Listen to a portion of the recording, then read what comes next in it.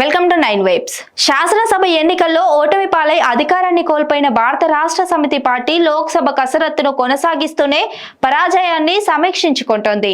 నియోజకవర్గాల వారీగా లోక్సభ సన్నాహక సమావేశాలు నిర్వర్తిస్తుంది.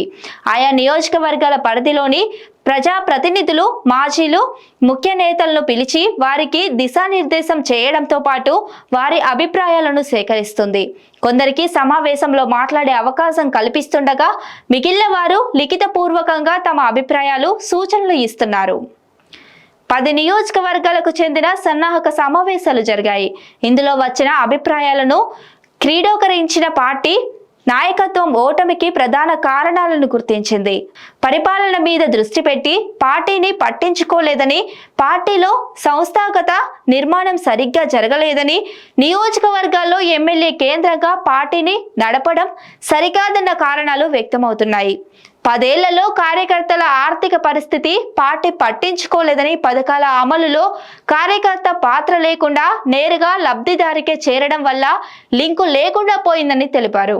6 లక్షలకు పైగా రేషన్ కార్డులు ప్రతి నియోజకవర్గంలో 15,000కు పైగా కొత్త పింఛన్లు ఇచ్చినప్పటికీ ప్రజల్లోకి తీసుకెళ్లలేదని, 100లో ఒక్కరికి రాకపోతే అదే నెగిటివ్ గా ప్రచారమైందన్నారు. దళిత బంధు కొందరికే రావడంతో మిగతా వారు ఓపిక పట్టలేక అసహనం ప్రదర్శించి వ్యతిరేకమయ్యారని, ఇతర కులాల్లో కూడా వ్యతిరేకత వచ్చిందని పేర్కొన్నారు.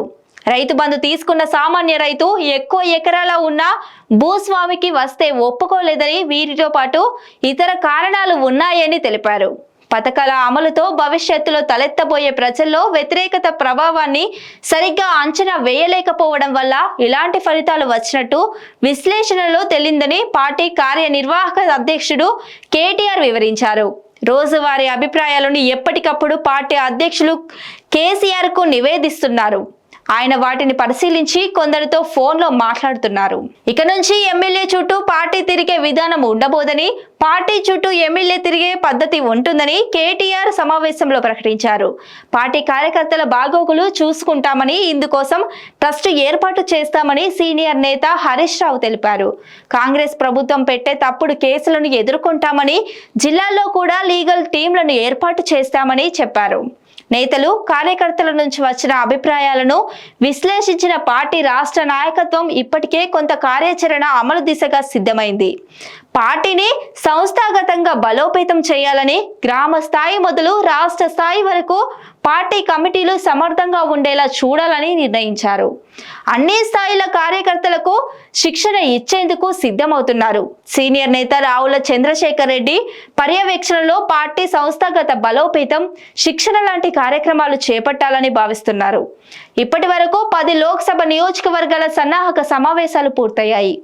సంక్రాంతి అనంతరం మిగిలిన 7 సమావేశాలు నిర్వహిస్తాయి. 22 తేదీన సమావేశాలు పూర్తవుతాయి.